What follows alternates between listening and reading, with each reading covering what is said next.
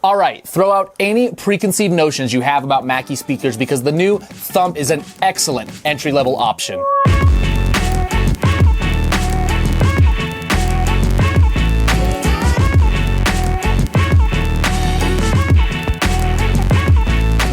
What's up, guys? Welcome to the Phase Reviews YouTube channel. My name is Jordan, and today we are going to dive into the new Mackie Thump V4. The Thump has been around forever. If you have ever bought your first pair of DJ speakers, there is a very, very strong possibility that you probably considered the Thump. And for years, people have been really happy with this speaker. Now, Mackie's gone through periods where maybe quality control slipped a little, they've changed hands, things like that. But to be honest, Mackie makes up the majority of my speaker inventory right now and has so for many years. And I have been nothing but impressed with the quality of these speakers. Now, the Thump, this is the 4th generation. They've made tweaks to the power, tweaks to the functionality of the speaker. But if you are out there starting your first band or your first DJ rig and you're looking to pick up a set of speakers to play some small events, these things are exceptional. Now, in this video, I'm going to give you just a very brief rundown of important specs you should care about, talk about the build of the cabinet, give you a look at the back panel, the ins and the outs, and all of the really awesome features that they've integrated in this to make a DJ or performer's life easier. I'll overlay some footage using these at an event, and then I'll let you know whether or not they're worth picking up for yourself. Now, let's get specs out of the way. This is a 12-inch woofer. It's the Thump12v4. I love a 12-inch box. 15s, unless you're doing really large events, I don't see the necessity, and honestly, if you're crossing over with subwoofers, it doesn't matter anyway. I also have the Thump Sub, the 15-inch model, which you'll see in just a moment. I'll overlay some footage of that. But as far as the speaker goes, this is a plastic cabinet. We've got a really nice modern looking grill. Mackie does not have the little Running Man logo on this anymore. They've just got their name. There is a little trio of indicator lights right down here at the bottom that you can turn off. Really good feeling rounded handles on the side with plenty of space to get in there with a gloved hand. We have got wedges on either side if you want to lay this down and use it as a monitor, which is awesome. A very nice third carry handle on top. You can easily walk into a venue with 2 of these. And then around the back, we've got our pull mount right here at the bottom, and then our ins and our outs, which you'll see up close in just a moment. Specs wise for the build, this is, let me see, I've got it right here, a 27.5-pound speaker, so relatively lightweight.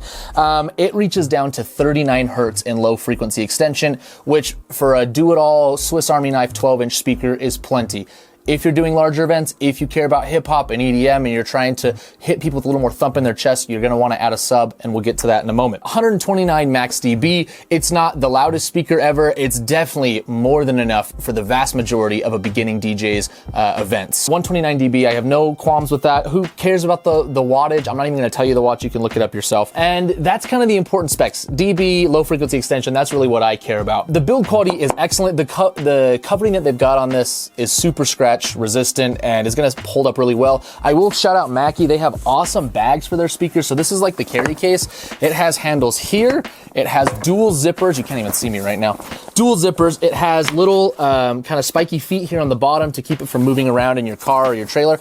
And on the back, if you stack these, it's got these nice plastic rails so that it's got a flat surface to stack the speaker on top without hitting the grill. So I really love this. It's an awesome bag. And if you're going to pick up speakers and you're going to spend this kind of money, you should probably buy the bag to keep them protected. Now, a brief word on the sub while I overlay some footage of that. It hits 132 max SPL, dB max XPL. It digs down to 27 hertz, which we'll talk about in a minute. And then it's very portable, 57 pounds. The handles are right on the top of the sub. I could easily carry the subwoofer around, no sweat, and I think most people could.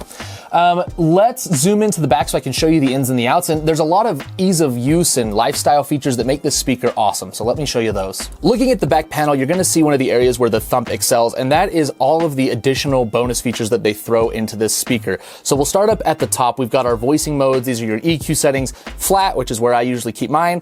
DJ will give you a little bit of a smiley face curve. Live, and then wedge if you're going to put this down as a floor monitor. Now below that, we've got 3 different knobs. We've got our 2 gains for the channels as well as our master volume, and these do have a nice center detent, which I love to see. This first channel can be mic or line level gain, and they are combo XLR 1/4 inch inputs. Out here we've got a mix output, which will send audio to another speaker if you'd like to daisy chain. Up here though is the sauce. This is the good stuff right here. So we've got 4 different modes up here. Outdoor mode will allow the speaker to project a bit more when you're outside, provided you're not at max levels. This is going to do a bit of EQing just to give it that thump that's lost when you don't have a wall or a floor boundary to use. We've got music ducking, which is really handy. With this switched on, if you're talking into a mic on channel 1 and you've got music playing on channel 2, this will automatically lower that level while you talk and then bring it back up when you're done speaking. A really handy feature if you've got a cocktail hour and you need to go make a quick announcement, but you don't want to be by your board, you know, fiddling with faders while you're making the announcement. So love to see that. Feedback eliminator is huge. You could use these speakers for a ceremony or a corporate thing and you don't have to worry about ringing out your system. I mean, that's good practice. Actually, don't get me wrong, but let's say you've never done this before and you're new and you don't know how to use mics very well, or you're having issues in a certain venue with where the performers are standing, is a great thing to just have, okay? This will automatically notch out problem frequencies. And then we have a light button here to turn on and off the indicator light, which it's pretty bright. I mean, it's helpful if you can see them and you want to monitor clipping and stuff like that, but honestly, I just flip it off and it's fine. Below that, we have our Bluetooth pairing button, as well as our ability to stereo link these speakers. And last but not least, we have a signal light right here that will light up when you're getting signal and will change color once you are peaking the speaker.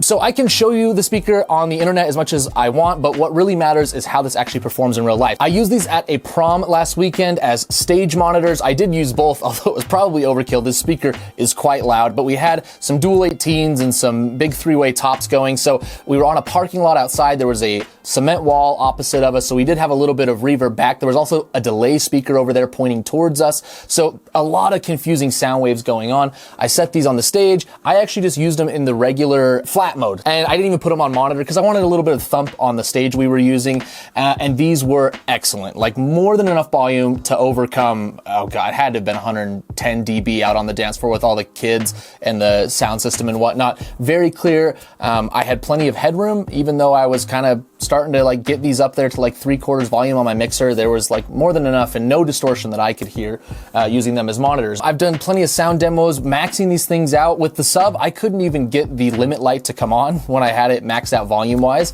But let's talk about the sound quality. Mackie does a really awesome job getting these to an affordable price, a really good construction, plenty of little bonus features, and the sound quality is great. Is it the same as my $2,000 tops that I have? No, absolutely not. But does it sound better than the sound people are going to get if they hire some Joe Blow with a JBL party box? Of course, they're excellent. I would say that the mid-range are very pronounced. That's something that I think these Thump speakers have been known for. You definitely hear vocals and the highs coming through. There's low-end Thump, but I would add a subwoofer if you're going to do any sort of dance where you need like big chest-pounding levels. Now, the 15-inch sub, it performed pretty well for how lightweight it is. There is some, what is the word, chuffing, I believe, like when the ports are kind of moving air and you can hear that coming through. There was also a resonant frequency around 55 hertz where there was a bit of rattle internally in the sub. Granted, this is me testing in my home, and so I'm much more in tune with that, and there's not people talking and whatever, and I'm sitting right by the sub so I can hear that. At a real event, I don't think you would hear it at all, but it's something to keep in mind as you check out these speakers.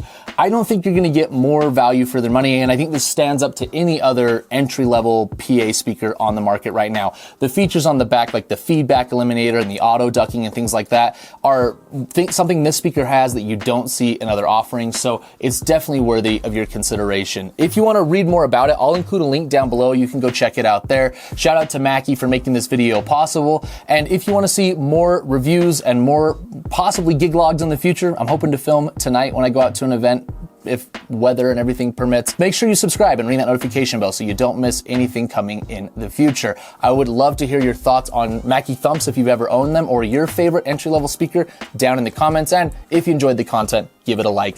Thank you guys so much for watching, and I will see you next time.